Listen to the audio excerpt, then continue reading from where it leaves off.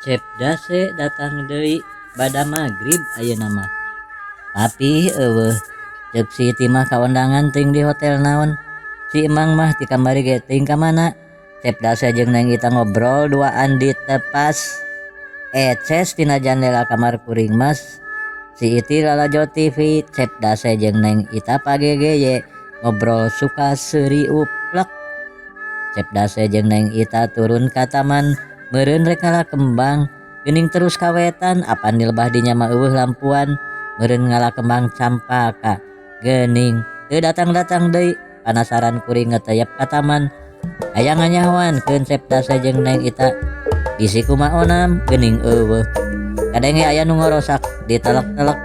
Nya we Cepdase jeung Neng Ita. Keur naon hah? Ngagoler dina jukut Cepdase nindihan Neng Ita. Kuring karunya ka Neng Ita teu bisa hojah.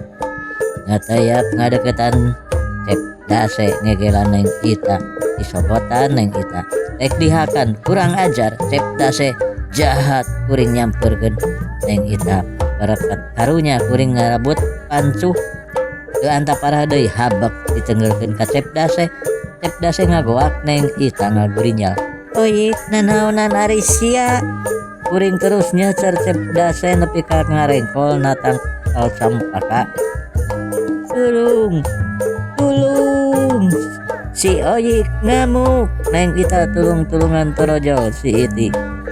Si Oyik ngamuk teu pupugu ujug-ujug neungeul Kang Dase. Guru dan papih jeung ibu datang tina mobilna teu sirikna ngajeleng nyampeurkeun. "Aya naon ieu teh?" ceuk papih. Si Oyik ngamuk neungeulan Kang Dase. Kurang ajar na sia teh ngan ngeselkeun aing bae. Oyik gampleng papi nampilingan kuring ngagoak da. Kuing mah nulungan gampleng deui. Bangpieung gaplok najong atos pap atos. Gaplok deui.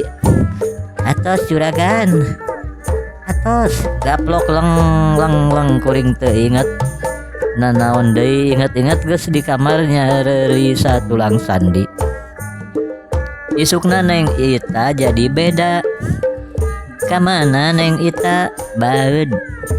Di mana Neng Ita? Miceun beungeut. Boro-boro seuri nembalan ge henteu. Abong-abong nu teu waras di bageuran teh kalah nincak hulu. Seunah kuring teu ngarti da uing mah rek nulungan. Di mana Neng Ita? Cuy, nyiduh. Ayeuna mah Neng Ita ge tara seuri sok molototan kuring teu betah di imah. Ari rek kaluar si Emang atawa si Iti sok nyingsieunan. Dibejakeun ka papih geura, dibejakeun ka juragan geura. Kuring sieun ku papih sieun ditampiling deui sieun ditajongan deui. Nyeri pisan. Ayeuna ge karasa keneh urutna. Nanti harita Cepdase tara datang deui. Gara-gara Oyik Cepdase jeung Neng Ita putus kuring teu ngarti da uing mah rek nulungan. Tapi naha Neng Ita jadi kitu. Kalantang kulinting sorangan di imah kesel bus ka gudang nyaon-naon bae. Ulin jeung hayam. Si Emang jeung si Iti henteu nanaon kuring ulin di dinya mah. Tah di dinya wae ulin mah. Ulah kaluar. Mal dibejakeun ka papih moal. Kuring jadi resep ulin di gudang, resep ulin jeung hayam resep ningalikeun si bodas anakna loba. Mun keur mepende anakna kawas ibu oge sok mepende kuring. Kuring nyampeurkeun mimitina masih bodas siga nu sieuneun. Uing mah moal nanaon bodas nyabakan buluna. Lemes kawas kulit ibu, kawas buuk ibu haneut, kawas awak ibu si bodas ibu. Si bodas ibu lemes haneut aya ku geunah reup sare kahudangkeun ku si Iti. Itu juragan Oyik bebodi kanang hayam. Torojol Emang. Oyik ulah sare di dinya merang. Si Emang metot leungeun dibawa ke kamar. Tapi lila-lila masih Iti jeung si Emang ge tara ribut mun kuring sare di dinya jeung si bodas. Ulin jeung anak-anakna narurut ka kuring. sok di paraban gogol ledagan sasarean jeung kuring si bodas oge sok mependek anakna mependek kuring deui kuring sok nulungan mun aya nu ngaganggu si bodas teh si jago nu sok ngudag-ngudag sieun si jago beureum si jago hideung sieun duanana oge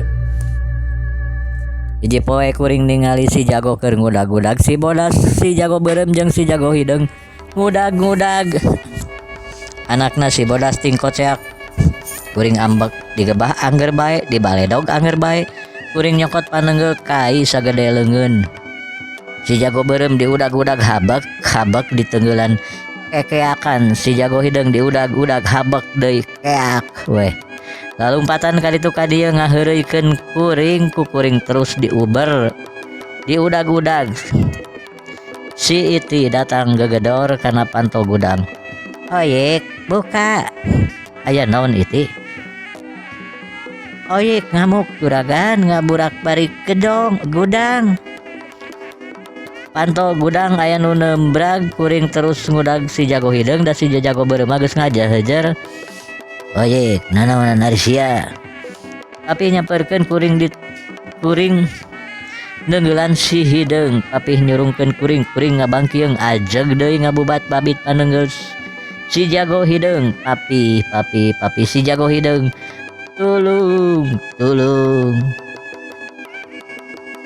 oyek ngamuk si iti gegerewekan lumpat keluar gudang torojol emang newak leungeun kuring papi jeung si jago hideung ngajejer gampleng jebot si emang nampiring jeung neunggelan kuring ampunan tapi si emang teu eureun leng teu inget nanaon inget suku jeung leungeun geus ditalian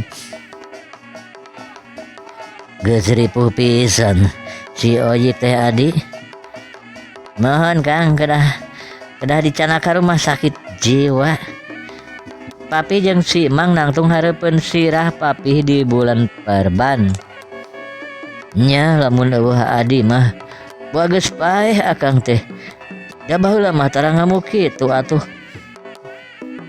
nya diogoteun waceukna nya budak teu jajag oyek kunaon make neunggel papi tawing mah neunggel si jago bongan ngudag-ngudag ibu tuh nya Kang tos parna pisan isukna kuring dibawa kana mobil ku papi jeung emang teuing reka mana ibu nu ayeuna jeung Neng Ita nganterkeun nepi ka lawang pager leungeun jeung suku kuring di talian